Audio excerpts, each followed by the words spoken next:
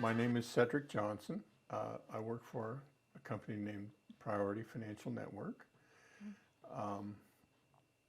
We're a really good company. The owner of the company sits on the board of governors at the Mortgage Bankers Association. Not very many of those guys around. So we have a terrific network of people, an even better network of products that we can offer our people. And we do our very best to give the best service that is possible, accurate, upfront information at the beginning. Yeah. Making it a lot easier for everybody involved. Yeah. How did you get into this business? I know you've been doing it for a long time. Yeah, I kind of joke and say I've been in it since a little bit before the Precambrian. Yeah. And it's kind of a weird thing how I never planned on being in the mortgage business when I was in college.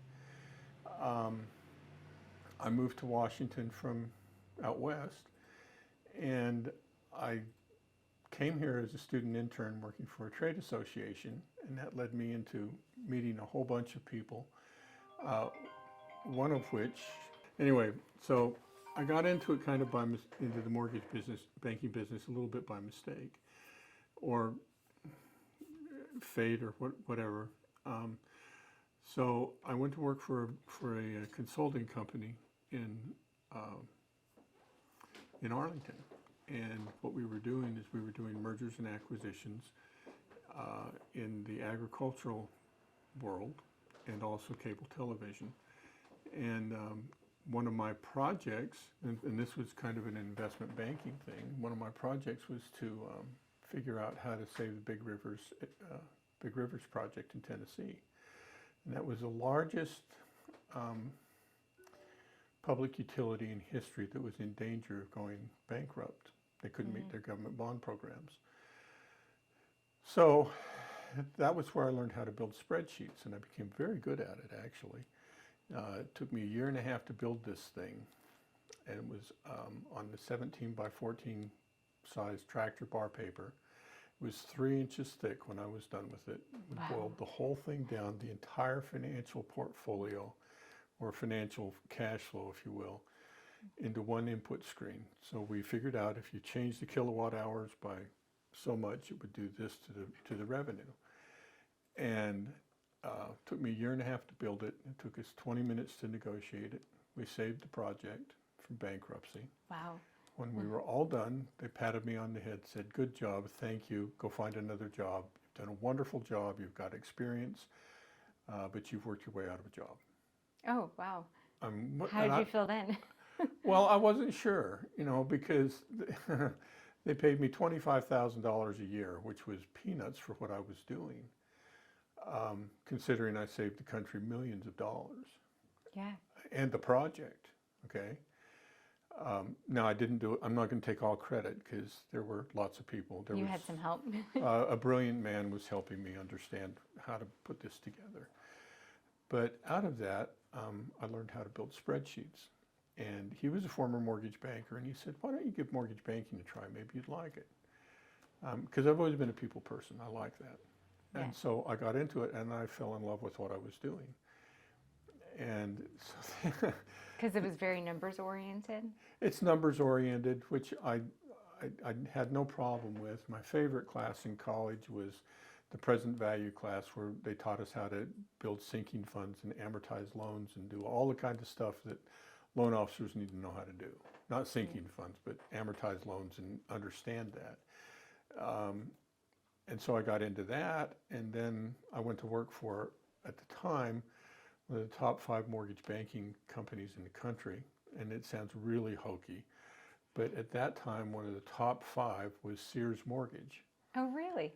Yeah, and so I had I had no idea, yeah. Yeah, the problem was people didn't, even though we were top 5 in originations and servicing, people didn't want to get a mortgage the same place they bought their lawnmower.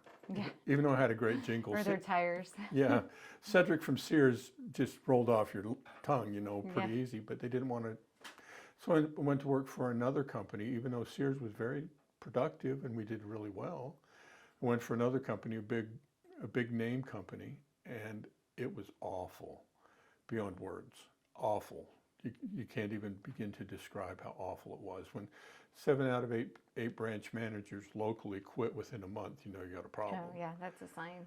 And so, you know, I bounced around and ended up with, and that's kind of the way that mortgage banking goes. You know, it's very rare that somebody goes with one company and they're there for 25 years or something. Right.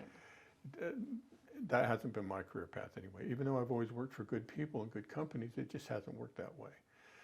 So I ended up with a really good company that ended up eventually turning into Chase Home Mortgage, and had a tremendous experience there. And I started doing my own specialized marketing. And at that time, I was doing VA loans. Okay. And I did hundreds and hundreds of VA loans. And I'm the only one in the industry that can say this, that I know of. So, and yeah, I don't know how to say it. I think it's cool. Okay. Yeah. It sounds like I'm bragging a little bit, but it actually did happen. So I'm sitting at my desk one day, and the phone rings. Pick it up. Hello, this is Cedric. And they said, Cedric, we're, you know, and he lists off this big long title and a big long name. And I'm like, okay.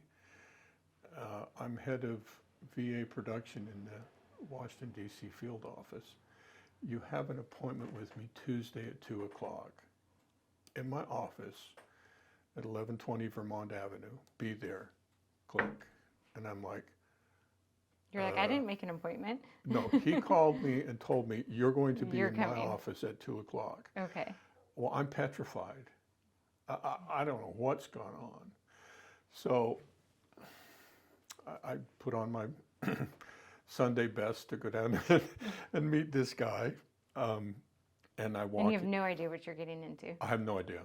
I'm thinking, and I'm going through my pipeline in my head, and I'm like, what have I done wrong? You know, what in the world is going on?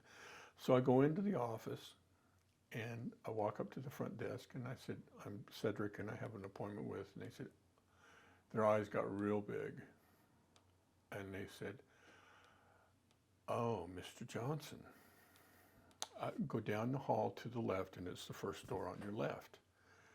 So I went in and I sat down. It was a big conference room. I'm the only one there. Then one guy walks in, he looks at me, and sits on the other end of the table. Another guy comes in, looks at me up and down. Well, there's probably about 25 of them, and then another 5 came in. There's about 30 people in the room. Yeah. And how are you feeling at this point? I'm sweating bullets. Yeah. You're like, what's happening? And then a guy walks around the corner in the 3-piece business suit, and he's obviously in charge. Mm-hmm. And he walks up to me, he looks at me, and he goes, Mr. Johnson. Yes, sir.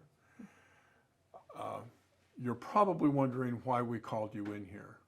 And I'm sweating like mad by this point. And I said, well, it has crossed my mind, yes, sir. And he goes, well, we just wanted to know who you are. I'm like, what? What do you mean? We want to know who you are. Okay. Sounds like a national security I said, big crisis. Oh, what'd I do? And then he starts smiling and laughing, and he goes, you are the top producer of all VA loans for the past 5 years in the Washington, D.C. MSA. We called you in to congratulate you. I'm like, huh? And then a guy walks around the corner with a big chocolate cake and a candle in it, and it says, congratulations. And I'm like, he says, we called you in to thank you for your service. We love working with you. All of your loans are perfect, and they go right through. Oh, wow. How good did that feel? Well, I think I stopped sweating. You probably feel like a weight off your shoulders. Yeah, and I was like, well, that's really cool. Thank you. And he, you know, and then all these people, well, I'm head of, you know, valuation, I'm head of this and that and something else. Now, I have to clarify, we were a direct lender, so we underwrote and did all that stuff. But, all VA loans have to be the final sign off, and they see everything that we do downtown. Yeah.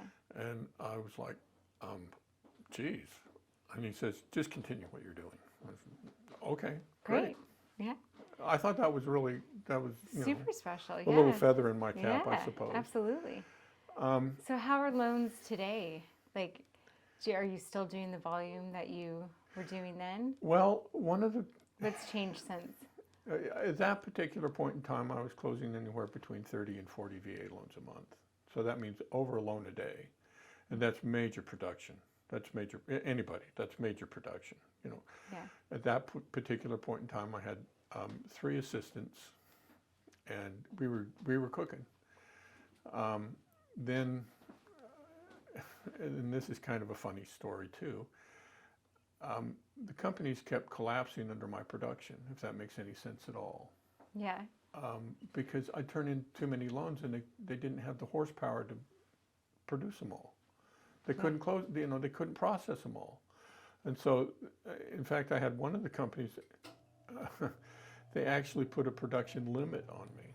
Told me I couldn't turn in any more loans because they couldn't handle it, which I thought was really bizarre. And so we had a little bit of a meeting, and I said, you hired me to bring in loans, now you're telling me not to bring in any more. Yeah. And it doesn't make sense. That makes no sense at all. And he said, well, we want you to bring in loans, but we don't want you to bring them in like that. We want you to tell us how you did it, because we want to turn it out to the masses. I'm like, I'm not going to tell you how I did that. That's my secret. Yeah. So I quit, and I went to work for another company, and worked there for a couple of years, and same thing happened again. Not a production limit. They just couldn't handle it. Yeah. And then I got knocked off by another big national company, and had a terrific experience there. And one of the things that you learn about in mortgage banking, you can be the most brilliant mortgage banker in the whole world. And sometimes the back office can't handle it, or somebody in the back office makes a mistake, and you're like... Tell me a little bit more about your process, your system, systems that you use. Well, what I did, I'll get to that, okay? Yeah, okay. So that happened. I went to work for another company, and I was doing the same thing again, the VA loans, and I was killing them. And then my boss called me in, and he looked at my resume, and he said, I see that your dad was a general contractor. Yeah. Well, we have this new FHA program that rehabilitates loans or properties, and we want to send you to the national meeting. I'm like, okay. I've been hearing about these ever since I've been in the business, so I said, okay. So it was down at the Sheraton down just off 395 in Arlington. So I go to this meeting, and all the big shots from HUD were there. I mean, chief architect of HUD, the DAS deputy assistant secretary. I mean, and they're all and I'm listening to them. I'm like, oh, this is what I want to do. And so I started doing renovation loans. Now that's both good and bad, because they're harder to close, and a lot of people have really bad vibes about renovation loans. I love them personally. I'm good at them. I've written books about it. I'm the first continuing education instructor for renovation in the United States. Oh, wow. Congratulations.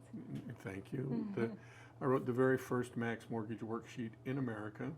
I was told it couldn't be done. Chief architect said, you can't do this. And I said, you don't know who you're talking to. And not to be... Don't tell me I can't. Yeah, and I said, give me the weekend. And I went home and figured it out. And I handed it to him, and I said, here you go. And he's like, what? He said, we can't figure out how to do this at HUD. And I said, well, it's right there. Here, let me show you. And I put the numbers in, and he's like, huh? Yeah. And so, You floored them. I floored them. Yeah. Now, that's not to say I'm the world's greatest mortgage banker. You know mortgages, though. I know mortgages. Yeah. Well, I spent 30 years doing renovation loans. And I'd like to say, and I believe this, I think I'm as good as anybody in the country doing them. I That's worked at great, every yeah. major renovation house. I've been there.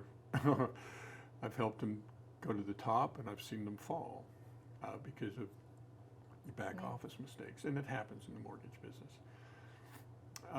Now, in the current environment, oh, now you ask, what's my secret? Yes. Okay, Your systems. my system. Yes.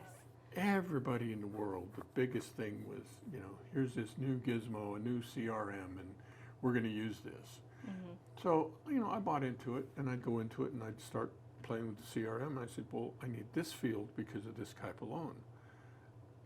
And I would call the head guy and all these CRM people, and they'd all say, well, we can't do that. And I'd be like, I got to have that, or it's too hard for me to manage. We don't have it. Sorry, find a different CRM. Well, I went through about 4 or 5 of them, and I'm like, this isn't working. So I wrote my own. Oh, there you go. And it works like a charm. Yeah. Perfect. No Absolutely problems. perfect. Yeah. Now, it took me a little bit longer than other things to build, but it works terrific for me now. Yeah. So So you built your own CRM. I did. Yeah. I And did you still use it to this day? every single day. Wow.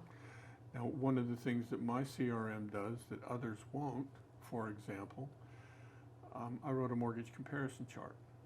And what the mortgage comparison chart will do is you can give me any type of loan. Basically, after you boil it down, in A paper, there are 5 types of loans: FHA, VA, 5, 10, and 20% down conventional.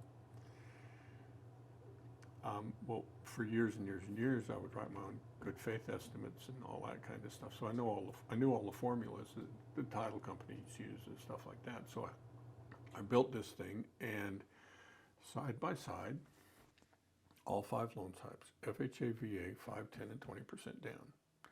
Yeah. I can put in the individual pricing for each product, and it does vary.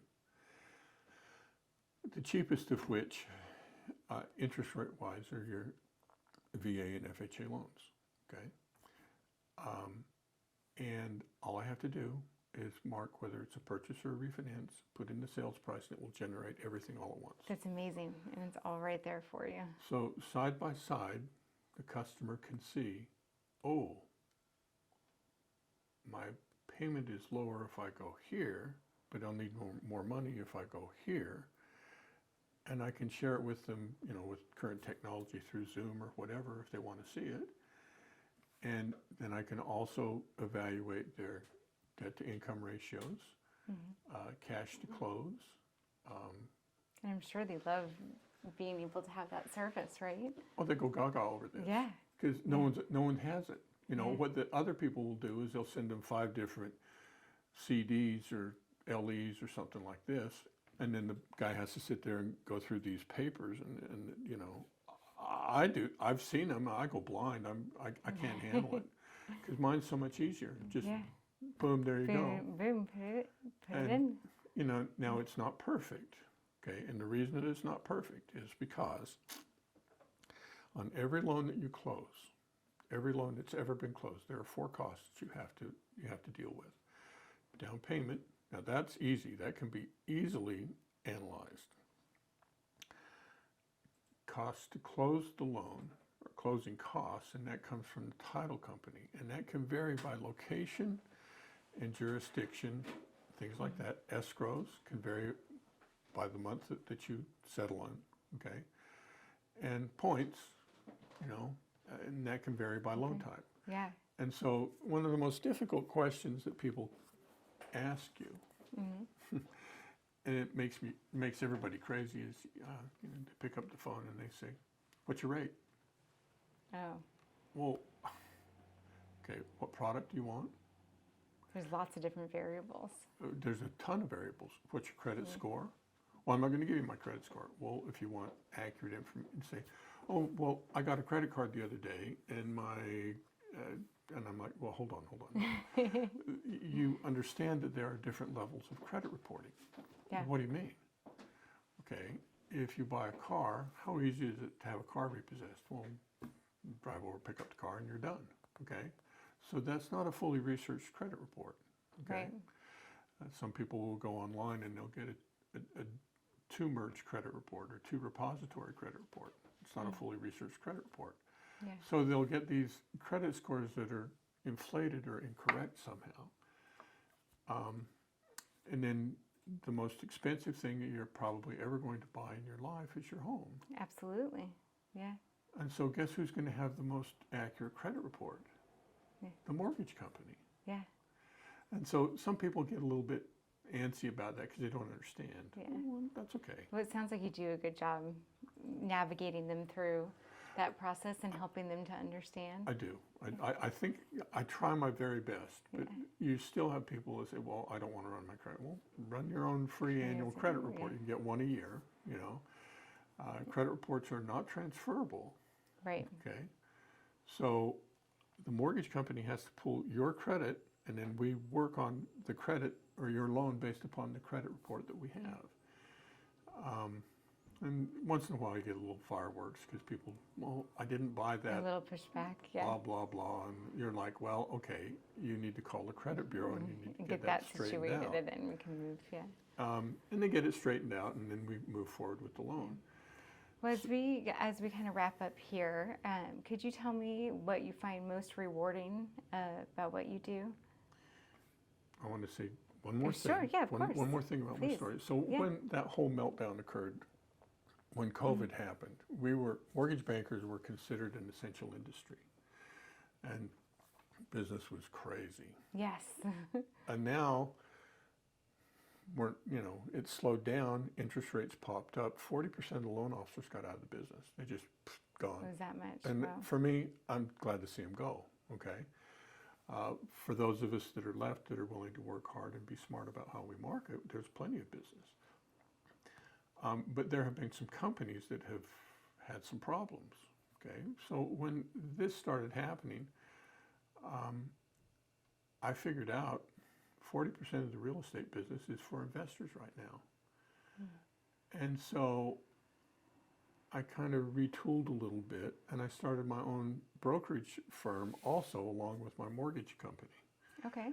And so I can do commercial and investment loans. And they're really cool because for the most part, they're a no-doc loan. I don't need to verify their income as long as they got a 20% down payment. I don't need to season or track their funds, which makes it a breeze. I can do what I do now in the fix and flip arena because I've got years of doing renovation loans. And so they showed me fix and flip loans. I'm like, You're like, I know this. this is easy. This is a piece of cake. Yeah. And so I just flipped right into it, and there's a ton of business. People can be their own GCs. They can be their own general contractor. They can set their own prices. They go right through. There's nothing to it. But I couldn't do that. I could not function at that level had I not had the years of doing the renovation loans. Now I still do the A papers, FHA, VA, conventional, purchase, refinance, all that kind of thing. But I've also highlighted my business by doing the commercial, the investment. I even have development money up to an obscene number that I'm not going to say right now. But I can't imagine why. well, okay, I can. I'm kidding. Yeah, they call it ADC money, and for many, many years, as I'm out running around selling renovation, I would run into the question all the time. I need development money, and your standard mortgage company wouldn't touch it. Yeah. And I said, well, now they say I need development money. No problem. How much you need? They're like, what? We can do that for you. Yeah, I can do it. Are there any last parting words you'd like to leave us with?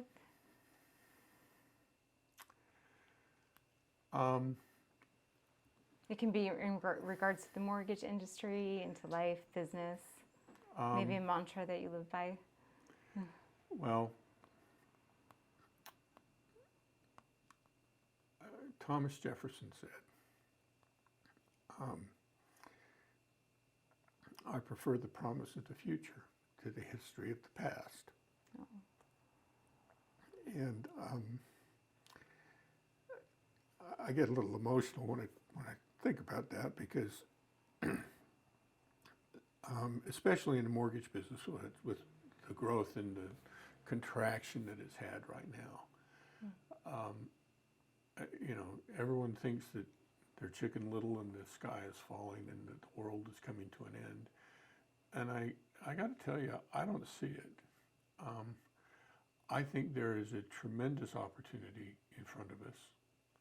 There are some challenges, yes. There always will be challenges. But if you're working with a